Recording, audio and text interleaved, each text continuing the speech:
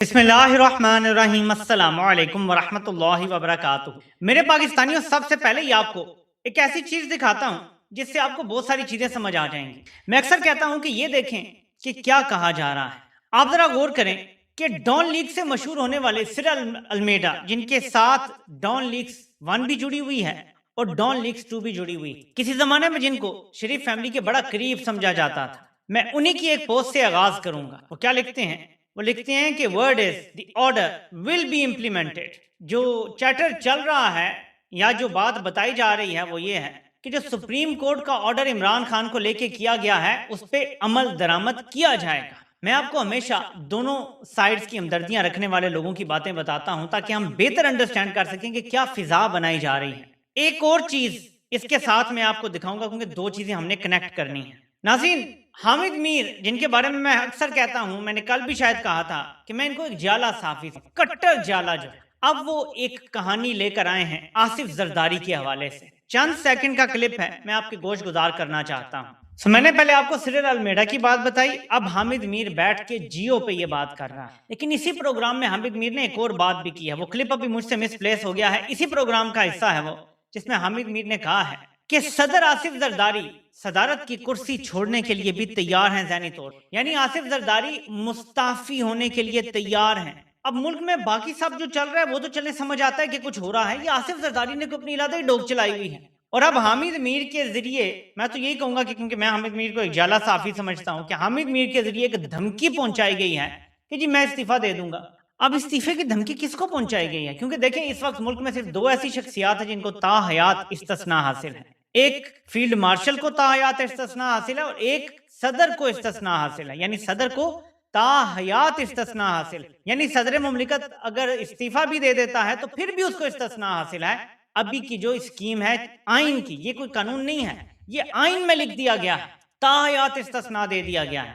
और आइन की तब्दीली पीपल्स पार्टी की मर्जी के बगैर तो नहीं हो सकती, विच मीन्स कि वेयर वी स्टैंड नाउ, आइन जहां खड़ा है उसके मुताबिक आसिफ जरदारी को ताहयात इस्तिस्ना हासिल है हर किस्म के केसेस, पहले के हों या बाद के हों या जो भी, बाजार यही नजर आता है कि उनके खिलाफ कोई फौजदारी केस नहीं हो सकता। फिर आसिफ जरदारी की ये धमकी देना इस बैकिंग के साथ, इसके पीछे क्या गेम है? हम जरा आगे जब कुछ और सफ़े पलटेंगे तो हमें मजीद कुछ समझ आना शुरू हो जाएगा।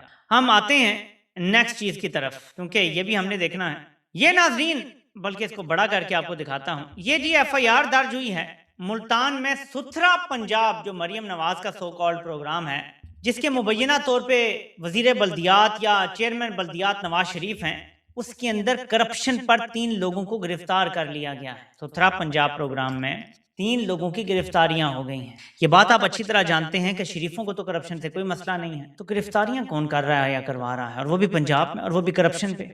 मैं यहीं पे रुक जाऊंगा, उसके बाद हम आगे चलते हैं। इमरान खान के हवाले से जो अस्पताल में माहौल बना और जो कुछ किया गया, कहानी यहाँ खुली आके। वो खातून है, उन्होंने एक वीडियो बनाई है, मैंने कभी उनको देखा नहीं तो मैं उनका नाम ही भूल गया हूँ। मैं अब माजरत चाहता हूँ, मैं तो जिसका देख लेता हूँ क्लिप में लाजमी आपको पता है क्रेडिट देता हूँ। मैं आपको तो लोगों की पूरी पूरी पोस्ट दिखा देता हूँ, मैं तो कभी भी खुद क्रेडिट नहीं लेता इन चीज़ों का। खबर जिसकी होती है मैं तो उस पर तजिया देता हूँ। लेकिन अब वो खातून क्योंकि मिसप्लेस हो गई हैं, तो उन्हीं की दी गई खबर के बाद फिर साकिब बशीर साहब ने भी कुछ शेयर किया है। वो क्या कहते हैं, मैं जरा पढ़ता हूँ। सूरत हाल में नया ट्विस्ट, दिल के डॉक्टर ने इमरान खान को 1 अगस्त को जेल में चेक करने के बाद एक रिपोर्ट मुरतब की थी, जिसके प्लान बी में इनकी सिटी कॉर्नरी एंजियोग्राफी कराना, यानी सीटी कॉर्नरी एंजियोग्राफी कराना तजवीज किया गया था। फिर 20 और 21 अगस्त को इमरान खान पिम्स लाया गया।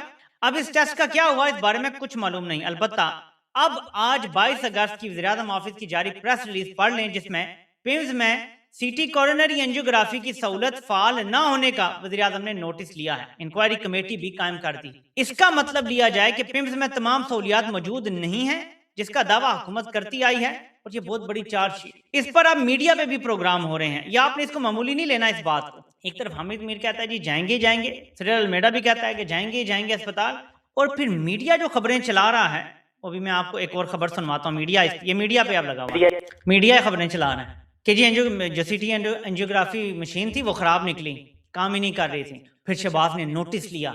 अब आपने इस चीज को देखना है, गौर करना है। 1948 में कायद-ए-आज़म की एम्बुलेंस खराब हो गई थी या उसमें पेट्रोल खत्म हो गया, ठीक है, लेकिन जो भी वजह थी वो अस्पताल वक्त पे नहीं पहुंच सकी और कायद-ए-आज़म की एम्बुलेंस में ही वफात हो गई, ठीक है। इसके बाद दूसरी अगर आप सिचुएशन देखें तो इमरान खान की गाड़ी शिफा अस्पताल नहीं पहुंची बल्कि पिम्स अस्पताल गई। लेकिन पिम्स अस्पताल में जहां डॉक्टर ने लिख कर दिया था कि पेशेंट की जरूरत है कि उनकी सीटी एंजियोग्राफी की जाए, वहां वो मशीन ही मौजूद खराब पड़ी हुई थी। कब से है, कब से डस्ट पड़ी हुई है, कोई पता नहीं।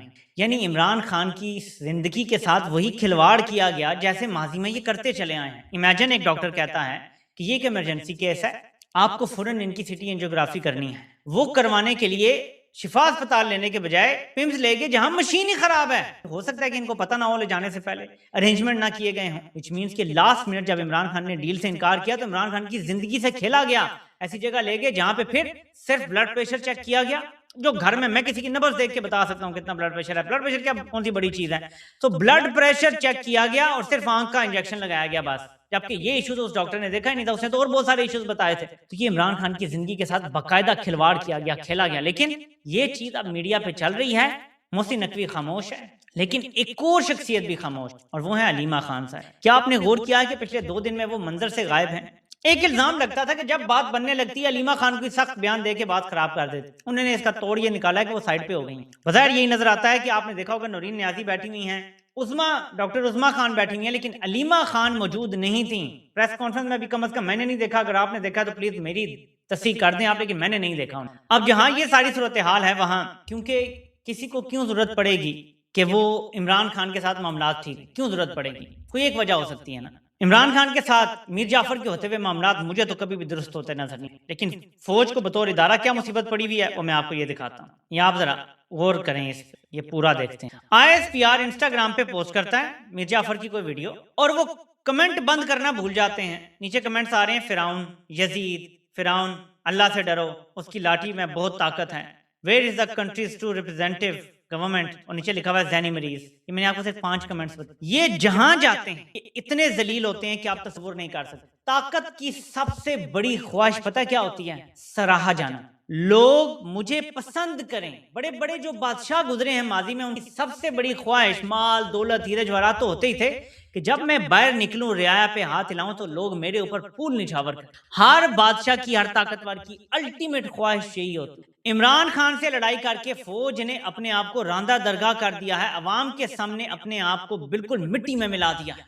एक ये चीज है जो फौज को बतौर इदारा कभी ना कभी, आज नहीं कभी ना कभी मजबूर करेगी कि वो इमरान खान से रजू करें, इमरान खान से माफी मांगे, इमरान खान से अपने हालात ठीक करने की कोशिश करें। ये वो चीज है जो इनके गले पड़ी हुई है। ट्विटर पे पोस्ट नहीं कर सकते कमेंट्स खोल के, अव्वल तो करते ही नहीं है, करें तो कमेंट्स बंद कर देते हैं। किसी जगह भी इनकी वो बात नहीं रही। वो ISPR जिनकी 6-7 साल पहले चले जाएं, एक वीडियो डालते थे, मिलियंस में व्यूज जाते थे। आज पैसे दे देकर एड्स चला चला कर भी 1-2 लाख व्यूज नहीं होते। इतने तो आजकल गली मोहल्ले के यूट्यूबर्स इससे ज्यादा ले जाते हैं व्यूज।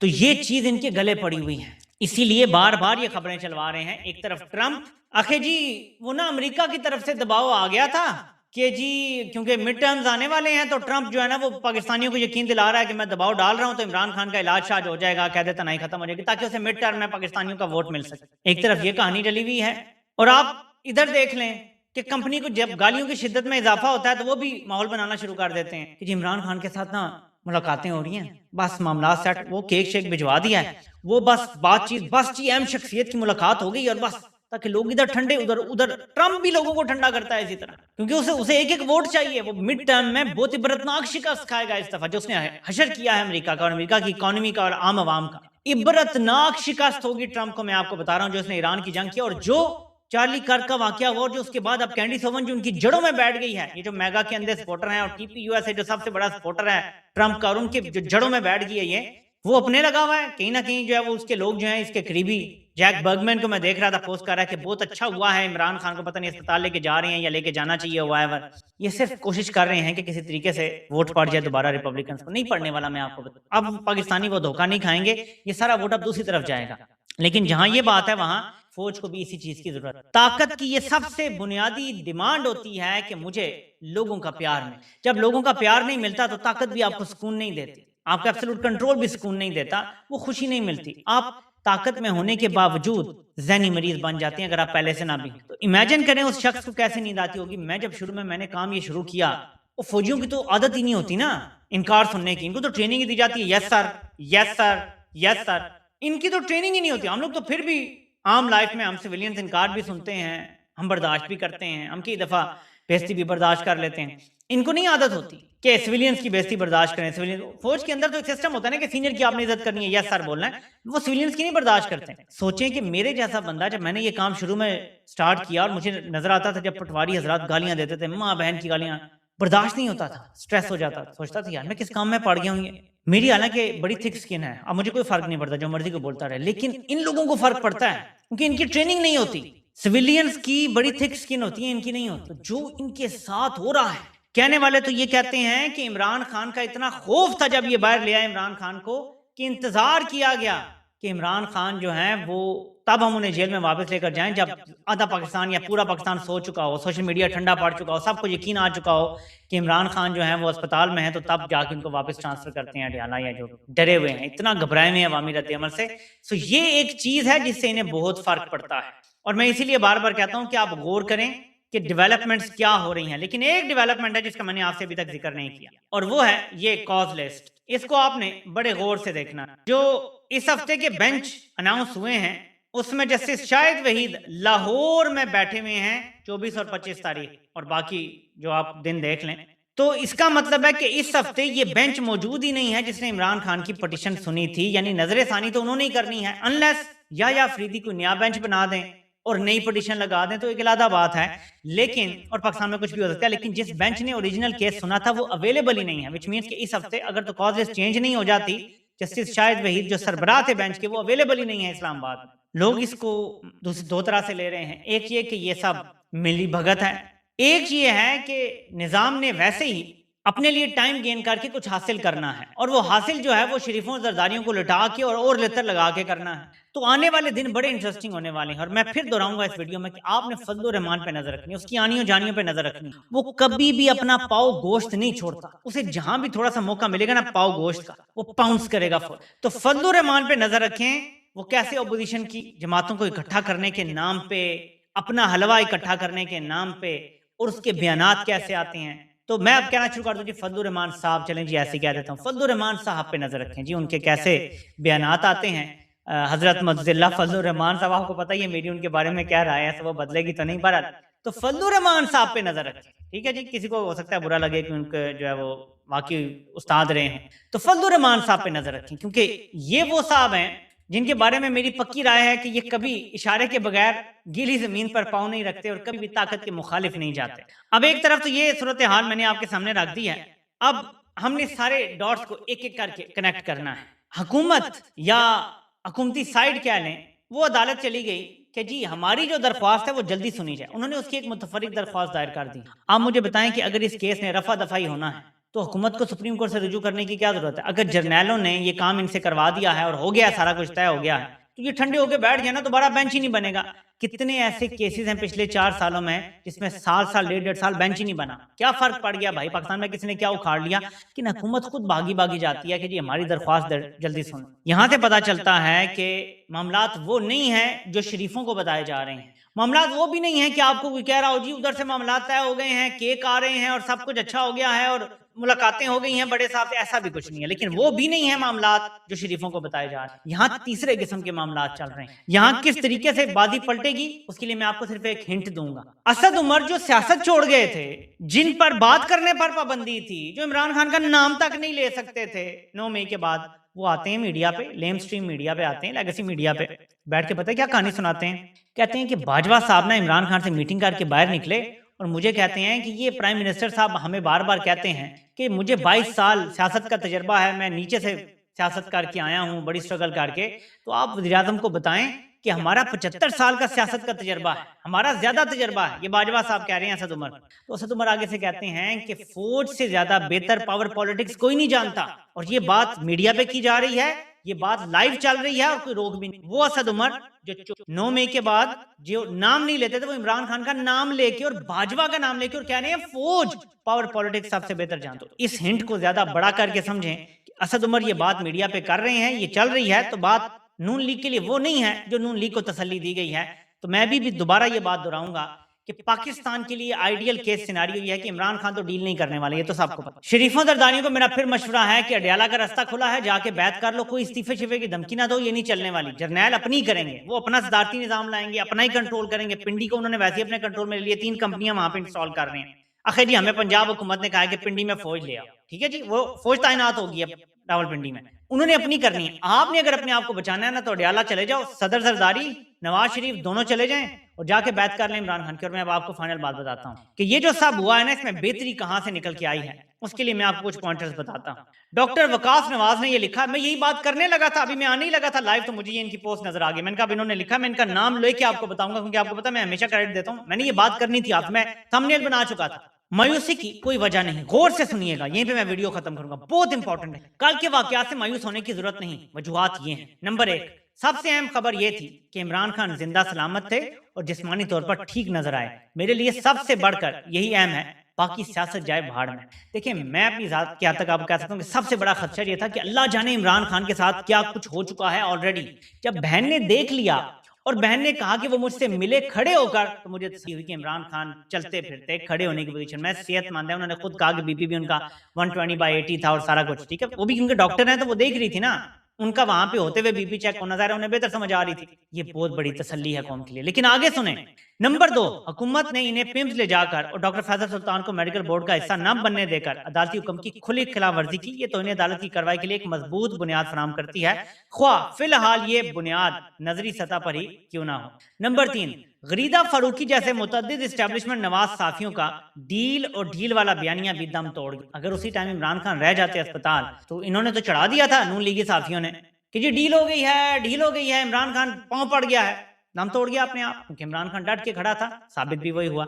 नंबर 4, जुल्फी बुखारी के रॉयटर्स को इंटरव्यू से मंसूब ये प्रोपेगेंडा कि इस्लामाबाद की तारीकी में दफन हो गया कि रिहाई के बाद इमरान खान एस्टेब्लिशमेंट और आर्मी चीफ के बारे में अपना बयानिया बदल देंगे, ये भी एक अच्छी बात होगी। नंबर 5, अवाम को धोखा दिया गया, वो शिफा अस्पताल तक सड़कों पर फूल और पत्तियां निछावर करते रहे। इससे हुकूमत और एस्टेब्लिशमेंट के खिलाफ गम और गुस्सा मजीद शदीद हुआ, जो 27 सितंबर की मुतवक्के सड़कों की तारीख को तकवीयत देगा।